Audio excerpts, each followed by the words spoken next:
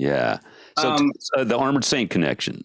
Well, through another guy, I met Jason Constantine, who's part owner of Tone House Records with Jeff Duncan. And him and I were just trading messages. And I said, hey, you got a label, I got a band. We're kind of looking for a home here. Or would you be interested? And he said, oddly enough, I was just talking to Jeff Duncan about you and Atomic Kings, and I was going to approach you to see if you were interested in doing that. So we met with him. He sent us some files. I mean, Jeff is kind of the silent partner in that. Mm-hmm. And I mean, I've known Jeff since the Armored Saint days because I was in a band in LA called Steeler.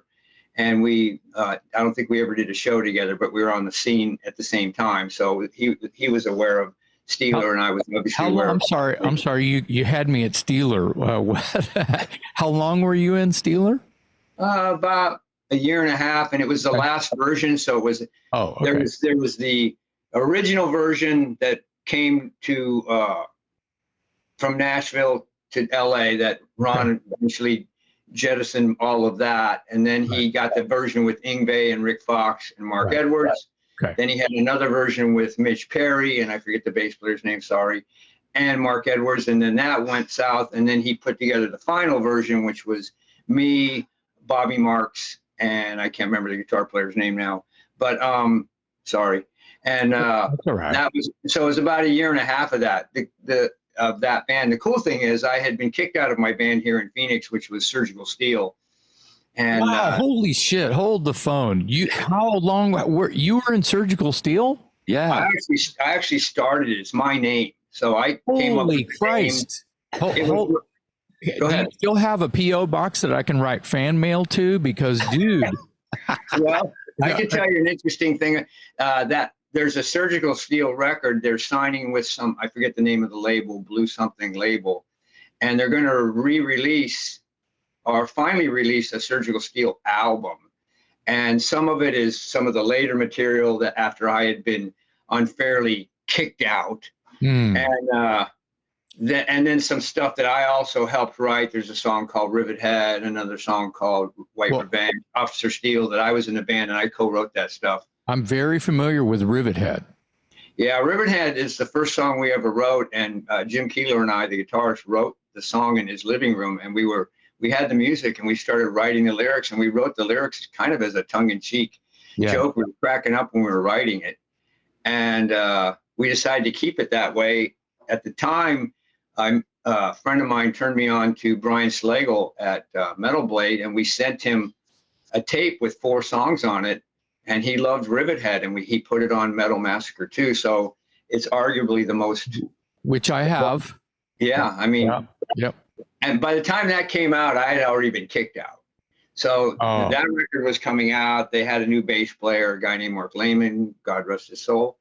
And I was in LA. So, Surgical Steel was playing they were renting like bingo halls and playing out in the desert and renting an ice skating rink and doing a show.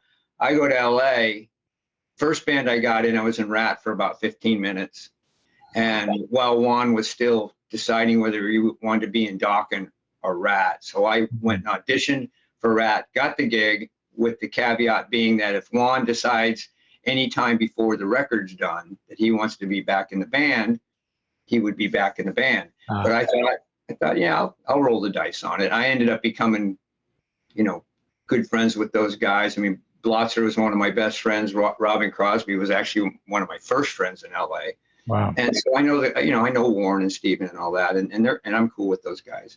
So that ended up, I got pneumonia very shortly into the band. We'd only rehearsed like 3 or 4 times, and I wasn't used to living by the ocean. I'm from Arizona. Yeah. So now I live by the ocean. It was a real wet winter. I got really sick, and they had a show coming up, so they had to get a bass player. And I couldn't do it. So they got another guy named Joey Chris. They ended up keeping him. And then right at the last minute, Juan decides he wants to come back. Joey Chris ends up out getting shown the door. And the record comes out. And, so I felt bad for Joey. And to be honest, I probably would have been pretty pissed off if the record was going to come out and now I'm out of the band. So it's probably a good thing that happened. Then I played for a short time in Legs Diamond. Yeah. Wow. You are checking all the boxes, my man. Yeah. You're I already thought you were kick ass, and now you're like through the roof, bro. Well, Legs Diamond is like, especially like in San Antonio and some of those towns, is like Zeppelin. Yeah. Yes. I mean, we From are San We are Antonio. well aware of Legs Diamond's Lead Diamond. Legs Zeppelin. Lead Diamond. Yeah. Legs Zeppelin. And I knew who they were. I had a couple of their albums, so they had an ad in a local paper called The Recycler, I think is what it's called in LA, and everyone would advertise. I think that's how Mick Mars got in Motley Crue. And I think it's how Lars met James. I think so. Yeah. And so I answered their ad, went and auditioned for them, and I got the gig. And the reason they were looking for a bass player is they were going to do like 12, 15 shows in Texas. So I had never actually went on a real tour. So, we went to Texas and did these shows, and I was stunned at how big they were. All the shows were sold out. We headlined some outdoor festival somewhere in Texas, and I was having a great time. The band was cool. And so, I mean, I got kicked out of Surgical Steel, and now I'm on tour in Legs Diamond, who is, a known entity. And, they're trying to get a record deal, which inevitably never happened.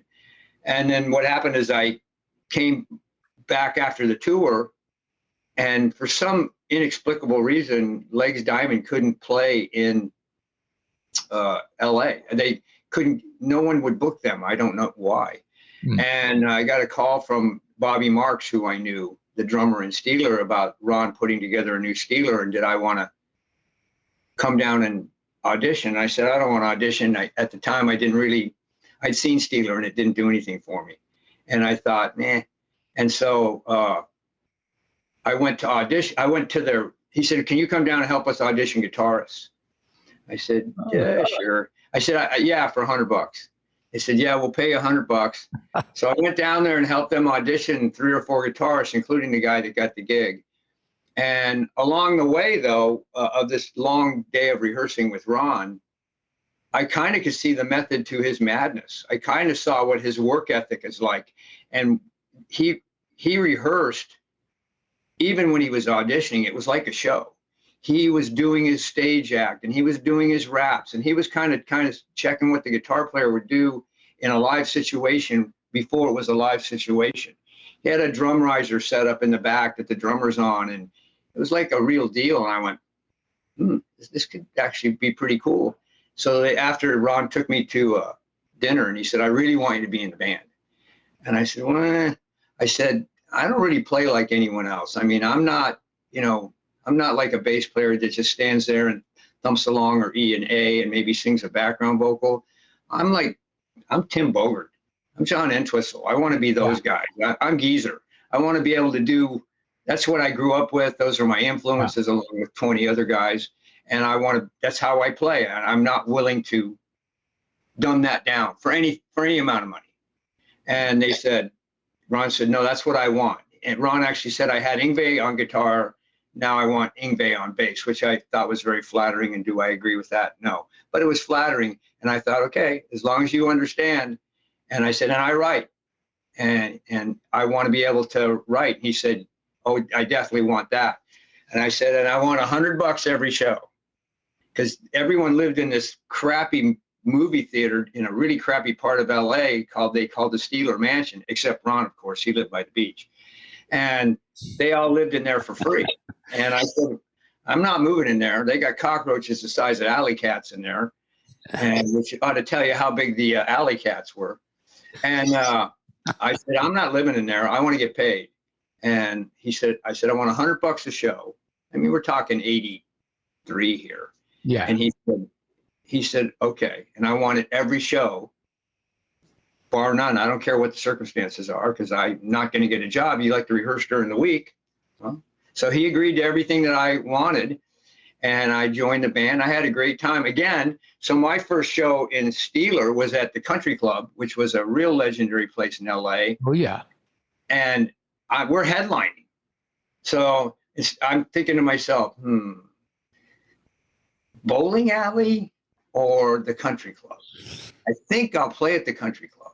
So I went and played, so I'm playing at the country club. I have to go. Now I'm still in Legs Diamond at this point.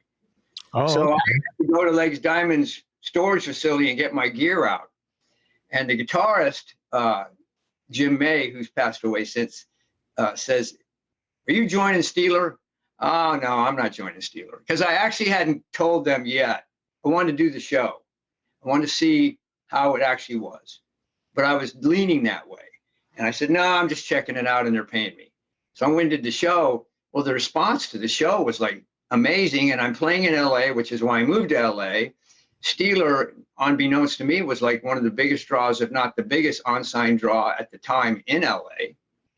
And Ron had this whole kind of diagram, mission statement, whatever plan that he was going to follow to make Steeler this huge, as big as Motley Crue and Ratt and all that stuff. Now that didn't exactly happen, but I mean, they had a record deal. They made records when they turned into Keel and all that. So I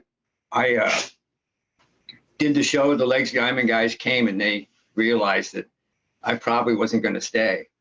And the guitar player was really pissed off at me. And I said, "Look, I get it, but I moved here specifically for this. I wanted to play in a band in LA. You guys can relate to this. Of course. Very few times in your life do you live where whatever it is you do, that's the happening place. That's the place. And in the 80s in LA, that was the place. Everyone was getting signed. Everyone's brother was getting signed. I don't know. I had two brothers that got signed. And it was the place to be. Tuesday night at the Troubadour is sold out, and you're playing at Perkins Palace, and you're over here at the blah, blah. And I was thinking, I want to be part of that. It'd be like being in England during the swinging 60s or the blues boom or the new wave of British heavy metal, which, if I could have moved anywhere, if I could have afforded to move to England during the new wave of British heavy metal, I probably would have, because my musical taste probably leaned more that way. But I'm in Steeler. We're playing these great shows. We're headlining everywhere. And if we're not, we're opening for someone that has a record deal. Yeah. And all the shows are sold out. The band is shit hot. And I figured I made a good decision. My girlfriend moved out shortly after I did. Now my wife, you met my wife there. Yeah.